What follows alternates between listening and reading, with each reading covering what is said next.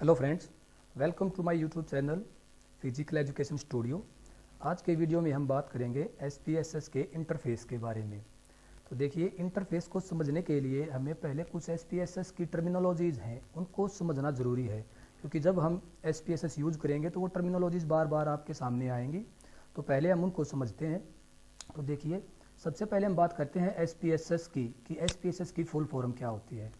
तो SPSS stand for statistical package for social science. ये एक सॉफ्टवेयर है जो स्पेशली स्टैटिस्टिकल एनालिसिस के लिए बनाया गया है, और इसको बनाया गया है IBM कंपनी के द्वारा।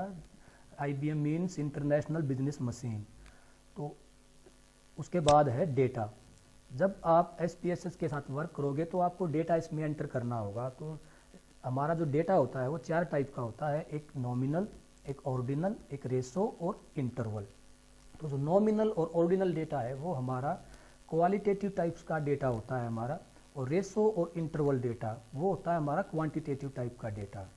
तो SPSS जो है वो रेशो और इंटरवल डेटा को स्केल डेटा बोलता है। तो आपको इसके अंदर रेशो और इंटरवल टाइप के ऑप्शन नहीं मिलेंगे। रेशो और इंटरवल दोनों के लिए आपको मिलेगा स्केल डेटा, क्योंकि न्यूमेरिकल डेटा को SPSS स्केल डेटा बोलता है।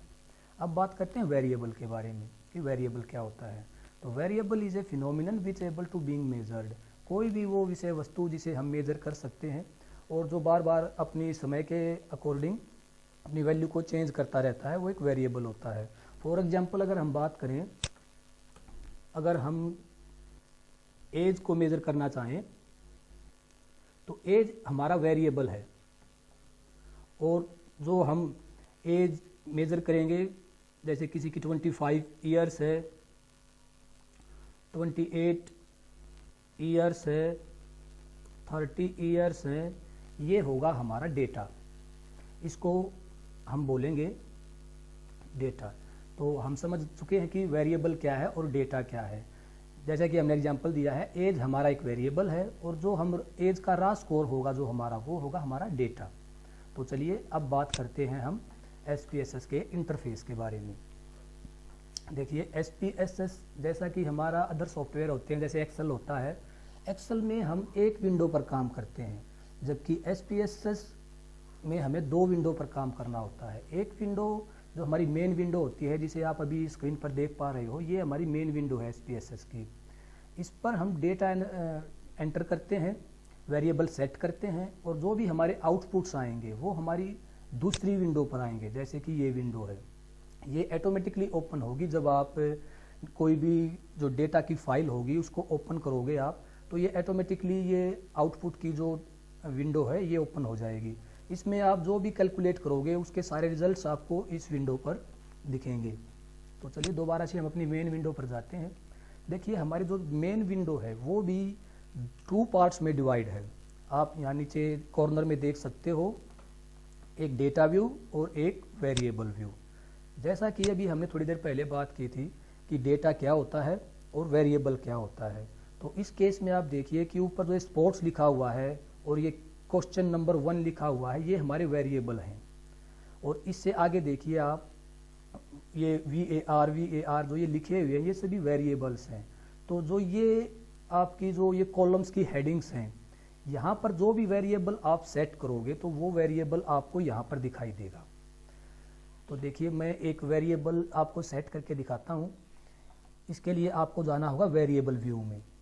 अभी हमारे पास 2 वेरिएबल्स हैं बस, एक स्पोर्ट्स है और एक क्वेश्चन है। तो वेरिएबल व्यू में देखिए, ये देखिए एक स्पोर्ट्स और एक क्वेश्चन। अगर सपोज करो मैं एक वेरिएबल को और ऐड करना चाहता हूँ, जैसे मैं एज को ही ऐड करना चाहता हूँ, तो आपको नेम, जो सबसे पहला जो कॉलम की हेडिंग नेम है, उसमें आपको ये वेरिएबल यहाँ पर लिखना होगा। इसमें आपको एक बात का ध्यान रखना है कि इसमें आप स्पेस का यूज नहीं कर सकते। आप वेरिएबल्स के बीच में अगर मैं यहाँ लिखूँ एज ऑफ, तो देखिए बीच में स्पेस आ गया है। अगर मैं एंटर करूँगा तो ये इसमें एरर दिखाएगा। तो हम किसी भी जब वेरिएबल को सेट करेंगे तो उसके अंदर हम स्पेस का यूज नहीं कर सकते हैं। तो ये देखिए, मैं अगर यहाँ पर एज स्पेस की बजाय आपको अंडरस्कोर का यूज कर सकते हो।